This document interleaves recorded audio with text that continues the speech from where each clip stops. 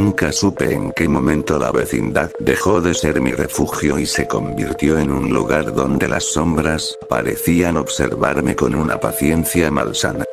Siempre me habían dicho que yo era un niño como cualquier otro, pero a veces, cuando me asomaba al barril que usaba para esconderme, sentía que la madera respiraba junto conmigo, como si algo más viviera allí adentro.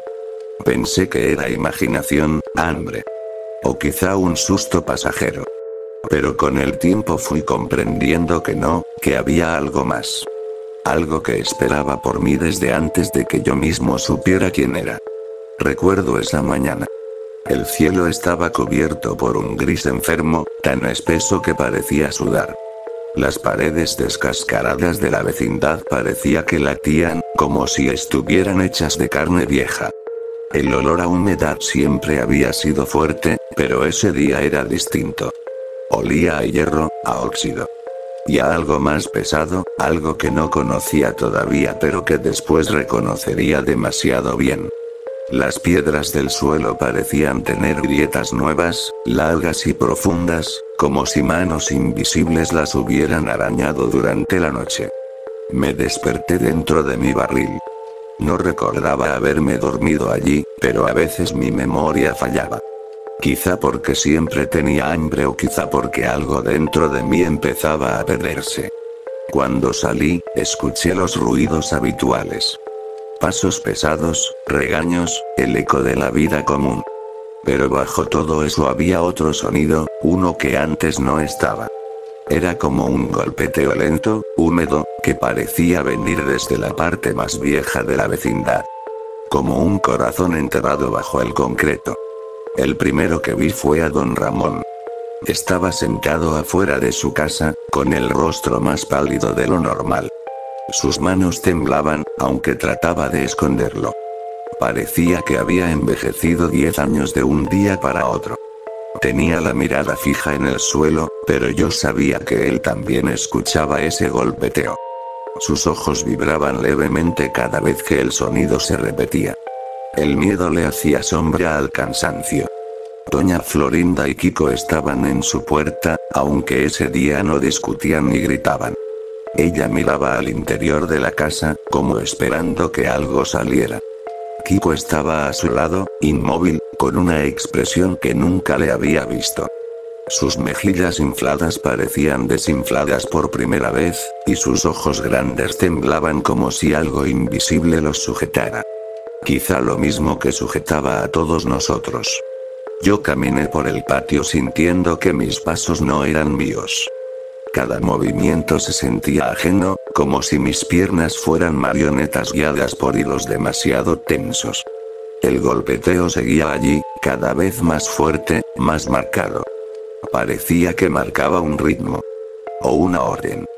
Pensé en esconderme en mi barril, pero algo me lo impidió. Algo dentro de mí sabía que ya no era un lugar seguro. Que nunca lo había sido. Que lo que vivía allí había despertado.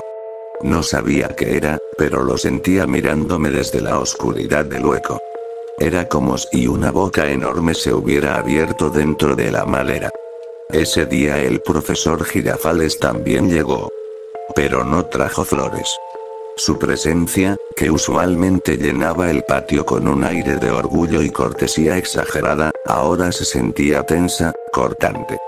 Caminó con pasos rápidos hacia la casa de doña Florinda, pero incluso de espaldas se notaba que su cuerpo temblaba. Guardaba algo en los bolsillos de su saco, algo pesado. No pude ver qué era, pero desde lejos, cuando pasó frente a mí, percibí un olor fuerte, químico, que me hizo doler la cabeza. Luego llegó el señor Barriga, con ñoño detrás, ambos más serios de lo habitual. Venían a cobrar la renta, pero ninguno parecía preocupado por el dinero. Sus ojos se movían rápido, como si analizaran cada pared, cada sombra. Casi no me reconocieron cuando pasé junto a ellos. O quizás sí lo hicieron, y por eso dieron un paso atrás. Fue entonces cuando sentí que mi respiración se rompía en pedazos. Todo el aire comenzó a oler a óxido, más fuerte, casi insoportable. Y el golpeteo dejó de ser un sonido lejano. Lo escuché dentro de mi cabeza, como si hubiera viajado directo a mis huesos. Toc, toc, toc. 3 golpes exactos, repetidos con la precisión de un tambor ritual. Y yo comprendí que el sonido me llamaba a mí. No supe cómo llegué a la parte trasera de la vecindad. Mis pies se movieron solos. El cielo estaba aún más oscuro allí, como si una nube inmensa hubiera bajado a vivir entre las paredes derruidas. Un olor fétido, mezclado con grasa y polvo viejo, me quemó la nariz. Y entonces lo vi. Había una puerta que antes no existía. Entre 2 paredes que yo conocía de memoria, había aparecido una abertura estrecha, hecha de madera podrida y metal retorcido. La superficie estaba cubierta de marcas, como arañazos profundos, y entre ellos se veía un líquido oscuro que parecía moverse, lento y espeso. La puerta latía, lo juro, como si fuera un órgano vivo. Y cada latido coincidía con el golpeteo que oía en mi cabeza. Yo debí huir, pero sentí lo contrario. Sentí que eso era mío. Que siempre me había pertenecido. Que siempre había estado allí, esperándome.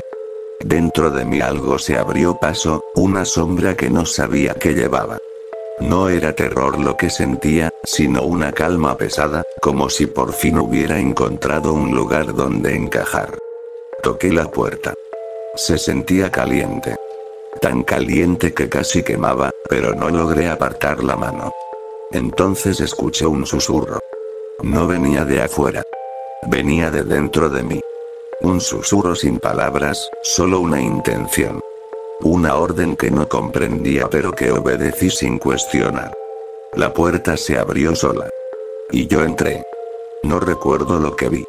Solo sé que lo que había del otro lado no era luz ni oscuridad. Era algo entre ambas, una mezcla que raspaba la piel y desgarraba la mente. Algo que cambió todo en mí. Sentí que dejaba de ser un niño. Sentí que algo se apoderaba de mi existencia, moldeándola en silencio. Y en ese momento supe que ya no había retorno. Cuando salí de nuevo al patio, todos me miraban. Pero ya no me miraban como antes. Me miraban como si yo fuera el monstruo que ellos siempre temieron encontrar en esa vecindad podrida. Y quizá lo era. Cuando salí de aquella puerta que no debía existir, sentí que la vecindad se había encogido. Todo parecía más pequeño, más frágil, como si una capa invisible de podredumbre hubiera devorado sus cimientos mientras yo estaba allá adentro. Pero no era la vecindad la que había cambiado. Era yo. Lo supe por la forma en que las miradas de todos se clavaron en mí. Con horror tibio, con un reconocimiento doloroso, como si vieran en mi rostro algo que yo aún no había descubierto. El golpeteo seguía sonando, pero ahora no venía de las paredes, ni del suelo ni de ese lugar oculto detrás de la puerta. Venía de mí. 3 golpes lentos y rítmicos, como un eco encerrado en mi pecho. Toc, toc, toc. A cada golpe, sentía que algo se movía dentro de mi cuerpo, no con dolor, sino como si una presencia se acomodara para ocupar el espacio que antes era mío. Caminé hacia el centro del patio. Todos retrocedieron. Don Ramón se levantó tambaleándose, con la vista clavada en mí, como si hubiera visto a un fantasma. Nunca lo había oído murmurar plegarias, pero aquella vez lo escuché susurrar un ruego entre dientes, como si la fe pudiera reconstruir lo que ya estaba roto. Doña Florinda cubrió a Kiko con su cuerpo, pero no para protegerlo de mí. Se protegía a ella de lo que veía en mis ojos. Kiko se aferró a sus faldas, temblando. Parecía más pequeño, como si hubiera perdido años de golpe, reducido a una sombra del niño vanidoso que solía ser. El profesor Girafales apretó lo que llevaba en el bolsillo. Nunca supe qué era, pero sí noté la forma en la que calculaba cada una de mis pisadas, como un maestro que intenta descifrar un problema imposible. Sabía que algo había salido mal. Peor aún. Sabía que ya no tenía solución. Doña Clotilde apareció detrás de todos ellos, con sus manos rígidas y una expresión que jamás le había visto. Ella siempre hablaba de espíritus, de energías, de presencias. Pero aquella mañana parecía comprender que lo que tenía enfrente no era un espíritu ni un fantasma. Era algo más primitivo. Algo más antiguo. Algo sin nombre. El señor Barriga y Ñoño se quedaron congelados cerca de la entrada. Por primera vez no intentaron disimular el miedo. Ni siquiera se acordaron de la renta. Yo abrí la boca para intentar explicarles que seguía siendo yo, que no había hecho nada malo, que solo había entrado en esa puerta porque algo me lo ordenó. Pero no pude hablar. La voz no me salió. Solo un silencio espeso, cargado, como si algo me sujetara las palabras dentro del pecho. Y entonces lo entendí. Ya no podía hablar con ellos porque ya no pertenecía a ese mundo. Ellos lo sabían también. Fue entonces cuando la puerta volvió a abrirse sola detrás de mí. Sin crujidos. Sin viento. Solo una inhalación profunda del lugar que había al otro lado, como si aspirara el aire de nuestro mundo para alimentarse. Todos dieron un paso atrás. Algunos gritaron. Otros se quedaron paralizados. Yo me giré. La puerta estaba abierta de par en par. De su interior brotaba una penumbra espesa que parecía moverse como un líquido vivo. No era oscuridad natural. Era algo más denso, como la sombra de un monstruo que aún no había elegido forma. Sentí la orden. Un susurro adentro de mi mente. Un mandato sin palabras. Y lo obedecí. No sé cómo lo hice. No sé si fue decisión mía o de eso que vivía en mi pecho. Pero mis pies comenzaron a caminar hacia ellos, no hacia la puerta. Hacia los habitantes de la vecindad. No con intención de dañarlos, sino con un impulso más oscuro. Como si la puerta reclamara algo de ellos, y yo fuera solo el instrumento. Pero algo me detuvo. Una mano temblorosa se colocó en mi hombro. La de don Ramón. Era la primera vez que alguien me tocaba sin miedo, incluso en aquel momento. Su mano, delgada y fría, me sostuvo con una firmeza que no esperaba. Cuando lo miré a los ojos, vi un terror profundo. Pero también un rastro de cariño. O quizás compasión. Él sabía algo que yo no sabía. No sigas. Parecía decirme con la mirada. No dejes que te lleve del todo. Su mano temblaba tanto que casi no la sentí. Pero su presencia allí, sola frente a mí, cambió algo por un instante. Me hizo dudar. Fue la primera vez que el golpeteo dentro de mi pecho falló su ritmo. Un latido quedó en silencio. Y ese silencio, esa pausa, provocó algo terrible. La puerta detrás de mí se estremeció. La oscuridad se agitó como si hubiera sido ofendida por mi indecisión. Y antes de que pudiera comprender qué ocurría, sentí una fuerza gigantesca jalándome hacia atrás, como manos invisibles clavándose en mi espalda y arrastrándome. Don Ramón trató de sujetarme. Quiso evitar que me llevaran. Pero la puerta no solo me quería a mí. Quería algo más. Quería un sacrificio. Y él estaba demasiado cerca. El tirón fue tan violento que arrancó la poca fuerza que él tenía.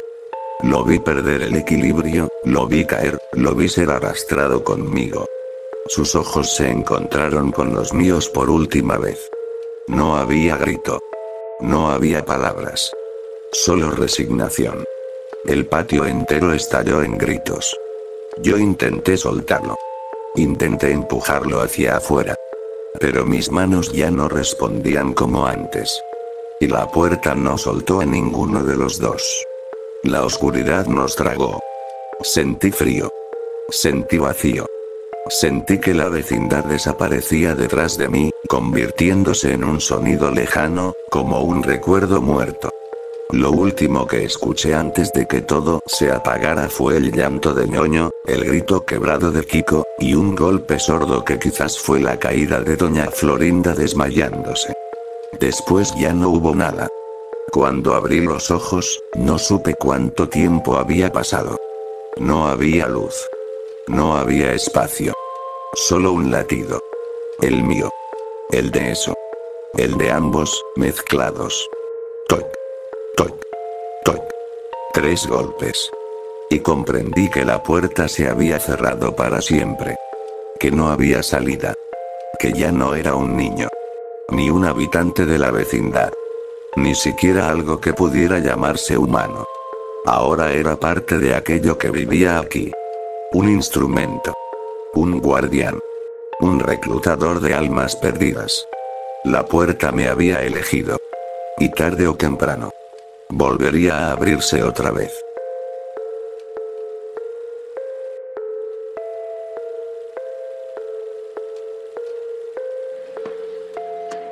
¡Toma! No te doy otra nomás porque presta para que te... ¡Ah!